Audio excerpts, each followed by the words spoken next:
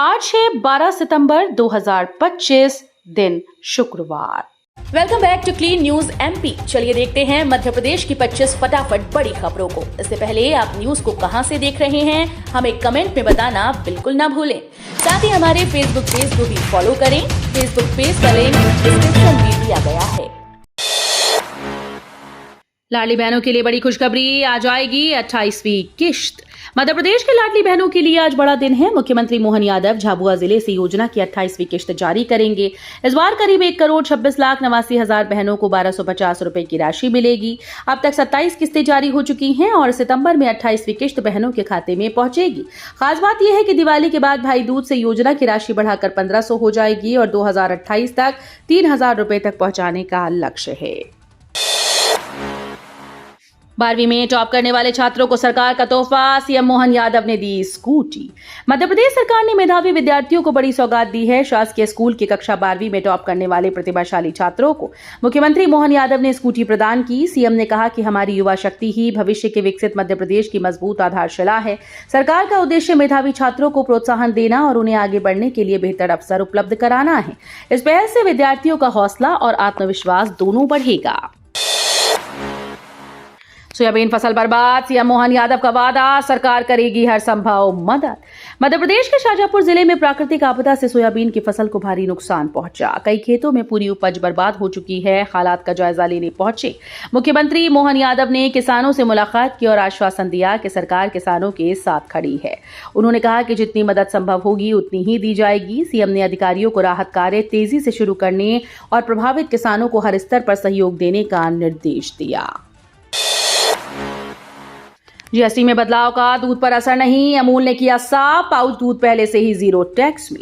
GST slab में बदलाव से आम लोगों को दूध की कीमतों में राहत नहीं मिलने वाली। गुजरात कोऑपरेटिव मार्केटिंग फेडरेशन के एमडी जयेन मेहता ने साफ किया कि पाउच वाले मिल्क पर पहले से ही 0% जीएसटी लागू है, इसलिए इसकी कीमतों में कोई कमी नहीं होगी। हालांकि हाई टेम्परेचर मिल्क पर 5% टैक्स घटाकर 0 कर दिया गया, जिससे उसकी कीमत 22 सितंबर से कम हो जाएगी। मीडिया रिपोर्ट्स में आ रहा था कि पाउच दूध 3 से 4 रुपए लीटर सस्ता होगा, लेकिन यह दावा गलत साबित हुआ। धार में देश का पहला पीएम मित्रा पार्क टेक्सटाइल हब बनेगा मध्य प्रदेश। मध्य प्रदेश अब टेक्सटाइल हब बनने की दिशा में तेजी से बढ़ रहा है। मुख्यमंत्री डॉक्टर मोहन यादव ने बताया कि प्रधानमंत्री नरेंद्र मोदी 17 सितंबर को धार जिले में देश के पहले पीएम मित्रा पार्क का भूमि पूजन करेंगे। उन्होंने कहा कि प्रदेश में ऑर्गेनिक कॉटन की मांग बढ़ रही है और उद्योगपतियों के लिए यहां निवेश के बड़े अवसर मौजूद हैं। सरकार हर संभव सहायता देगी और निवेशकों के लिए मध्य प्रदेश भरोसेमंद गंतव्य बना रहेगा। ऐशबाग फ्लाईओवर का मोड़ 119 डिग्री, एचसी में रिपोर्ट पेश। भोपाल के ऐशबाग फ्लाईओवर विवाद पर हाईकोर्ट में मौलाना आजाद नेशनल इंस्टीट्यूट के प्रोफेसर की रिपोर्ट पेश हुई। इसमें खुलासा हुआ कि ब्रिज का मोड़ 90 डिग्री नहीं बल्कि 118 से 119 डिग्री के बीच है। याचिकाकर्ता ने सरकार पर बिना सुनवाई ब्लैकलिस्ट करने का आरोप लगाया। चीफ जस्टिस संजीव सचदेवा और जस्टिस विनय सर्राफ की पीठ ने सुनवाई के बाद मामले को 17 सितंबर तक स्थगित कर दिया है। इंदौर में 9वीं से 12वीं तक के विद्यार्थियों के लिए बनेगी प्रश्न बैंक। इंदौर जिले में छात्रों की परीक्षा तैयारी को आसान बनाने के लिए नई पहल शुरू की जा रही है। अब सरकारी स्कूल में कक्षा 9वीं से 12वीं तक के विद्यार्थियों के लिए आदर्श प्रश्न बैंक तैयार होगी। इसमें हर विषय के महत्वपूर्ण प्रश्न और उनके मानक उत्तर शामिल होंगे। इसका उद्देश्य छात्रों को सटीक भाषा और सही प्रस्तुति के साथ उत्तर लिखने में मदद करना है। इस नवाचार से विद्यार्थियों की सफलता दर बढ़ने की उम्मीद है। एमपी में फार्मेसी पंजीयन होगा पूरी तरह से ऑनलाइन। मध्य प्रदेश में फार्मेसी डिग्री और डिप्लोमा धारकों के पंजीयन की प्रक्रिया पूरी तरह से ऑनलाइन होगी।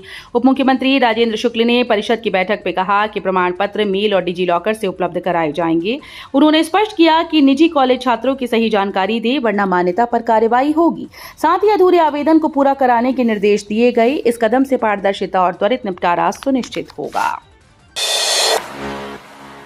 पीडब्ल्यूडी मंत्री ने ब्रिज को बताया सही, एचसी ने कसा तंज। भोपाल के चर्चित ऐशबाग फ्लाईओवर पर जारी विवाद में पीडब्ल्यूडी मंत्री राकेश सिंह ने कहा कि ब्रिज का एंगल सही है और समस्या केवल प्रचार से बनी। उन्होंने जबलपुर में मीडिया से ये बयान दिया। वहीं हाईकोर्ट ने सुनवाई के दौरान व्यंग करते हुए कहा कि ठेकेदारों को तो इसके लिए मेडल मिलना चाहिए। रिपोर्ट में ब्रिज का मोड़ 118 से 119 डिग्री बताया गया था। मामला अभी कोर्ट में लंबित है। बीकानेर शिरडी के बीच पूजा स्पेशल ट्रेन 24 स्टेशन पर स्टॉपेज।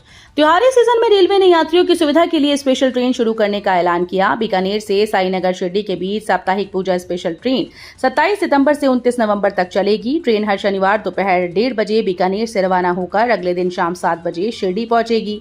वापसी रविवार रात 7:35 पर होगी। ट्रेन 24 स्टेशन पर रुकेगी और श्रद्धालुओं को किफायती यात्रा की सुविधा देगी। सिंगल्स 2028 सीएम का ड्रीम प्रोजेक्ट, नई बस सेवा से आसान होगी यात्रा। सिंगल्स 2028 की तैयारियों में परिवहन व्यवस्था को सुगम बनाने के लिए सरकार नई बस सेवा शुरू करने जा रही है। मुख्यमंत्री मोहन यादव का ये ड्रीम प्रोजेक्ट वर्ष 2026 की पहली तिमाही से लागू होगा। परिवहन मंत्री उदय प्रताप सिंह ने उज्जैन में बताया कि बस सेवा पीपीपी मॉडल पर चलेगी और यात्रियों को किफायती किराए पर सुरक्षित व आरामदायक सफर मिलेगा। सिंगल्स में लाखों श्रद्धालुओं की आवाजाही के लिए ये अहम कदम माना जा रहा है।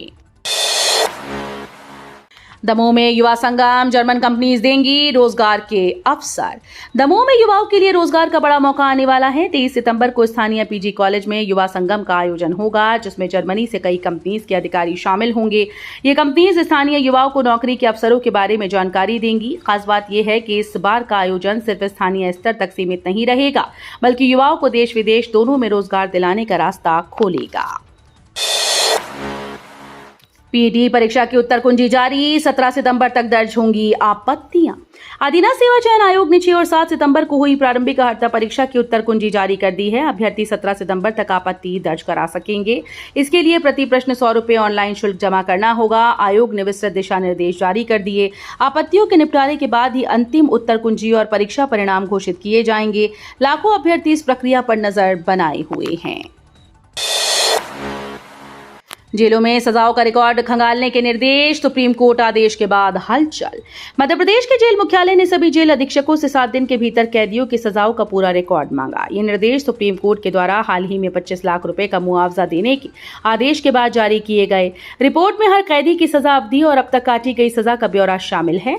इस कदम से जेल प्रशासन में हलचल मच गई और अधिकारियों ने तेजी से डेटा संकलन शुरू कर दिया। नीमच बना पहला शहर, सरकारी स्कूल्स में पढ़ाई जाएगी आर्टिफिशियल इंटेलिजेंस।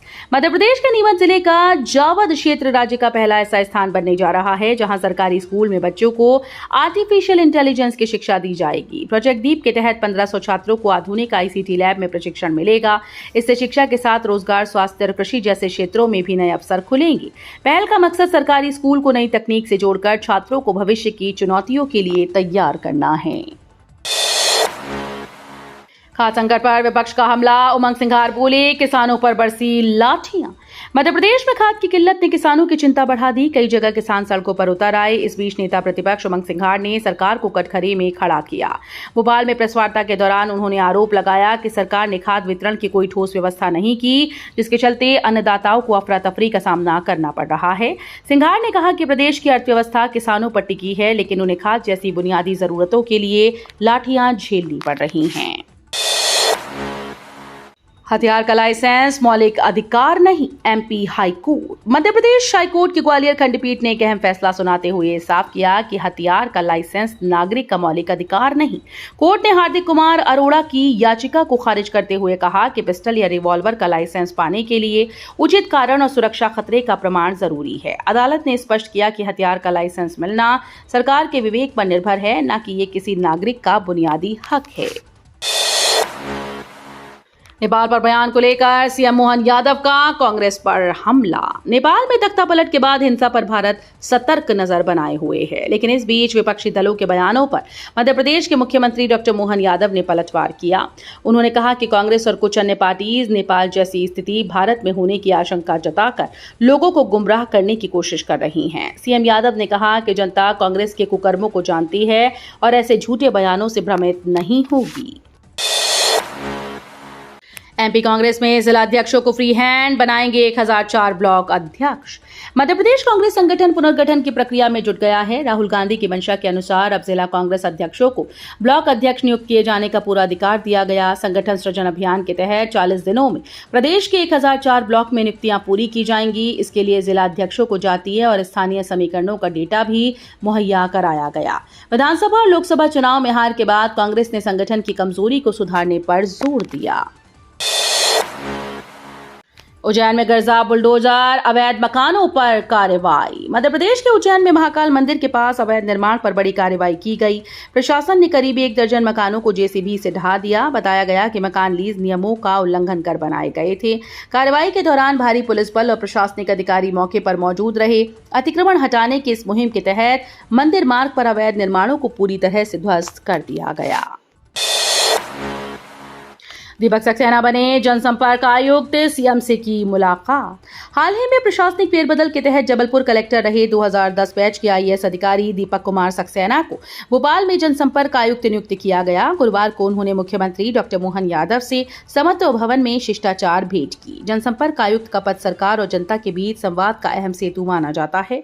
सक्सेना ने पदभार ग्रहण कर कामकाज भी संभाल लिया है। एमपी बीजेपी ने परिवारवाद पर कसा शिकंजा, नेताओं के परिजन हटाए गए। प्रधानमंत्री नरेंद्र मोदी के परिवारवाद खत्म करने के संदेश के बाद मध्य प्रदेश भाजपा ने सख्त कदम उठाया। संगठन ने 3 जिलों में नेताओं के परिजनों को जिला कार्यकारिणी से हटाते हुए उनके इस्तीफे स्वीकार कर लिए। इसमें मंत्री, सांसद और विधायक के करीबी रिश्तेदार शामिल थे। प्रदेश अध्यक्ष हेमंत खंडेलवाल ने स्पष्ट किया कि भाजपा में जमींदारी प्रथा या वंशवाद की कोई जगह नहीं है। विधायक निर्मला सप्रे की सदस्यता समाप्त कराने फिर अदालत पहुंची कांग्रेस। बीना से कांग्रेस टिकट पर जीती विधायक निर्मला सप्रे की सदस्यता समाप्त करवाने कांग्रेस एक बार फिर से अदालत पहुंच गई। दल बदल कानून के तहत हाईकोर्ट जबलपुर में याचिका दायर की गई। कांग्रेस का आरोप है कि सप्रे ने भाजपा का समर्थन किया और पार्टी विरोधी गतिविधियों में शामिल रही। इससे पहले नेता प्रतिपक्ष उमंग सिंघार ने भी इंदौर खंडपीठ में याचिका लगाई थी। अदालत के फैसले पर प्रदेश की राजनीति का रुख निर्भर करेगा।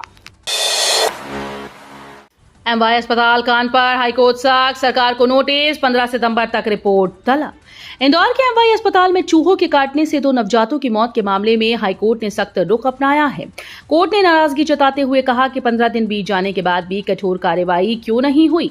हाईकोर्ट ने राज्य सरकार को नोटिस जारी कर पूरे मामले की स्टेटस रिपोर्ट 15 सितंबर तक पेश करने के निर्देश दिए।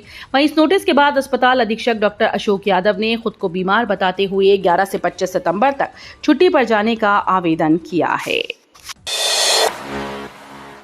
देश भर में डेंगू मलेरिया बढ़े, स्वास्थ्य मंत्री ने राज्यों को सतर्क रहने के दिए निर्देश। देश के कई शहरों में डेंगू और मलेरिया के मामले तेजी से बढ़ रहे हैं। इस पर केंद्रीय स्वास्थ्य मंत्री जेपी नड्डा ने सभी राज्यों के मुख्यमंत्रियों को सतर्क रहने के निर्देश दिए। मंत्री ने कहा कि आने वाले महीनों में एहतियाती कदम उठाने के साथ सामुदायिक जागरूकता बढ़ाई जाए। स्वास्थ्य मंत्रालय ने मच्छर नियंत्रण अभियान और जनता की सक्रिय भागीदारी को डेंगू मलेरिया नियंत्रण में अहम बताया। समय पर कार्रवाई से इन बीमारियों पर प्रभावी नियंत्रण संभव है। तो ये थी आज की 25 फटाफट बड़ी खबरें। अगर आपको न्यूज पसंद आई हो तो वीडियो को लाइक और शेयर जरूर करें। धन्यवाद।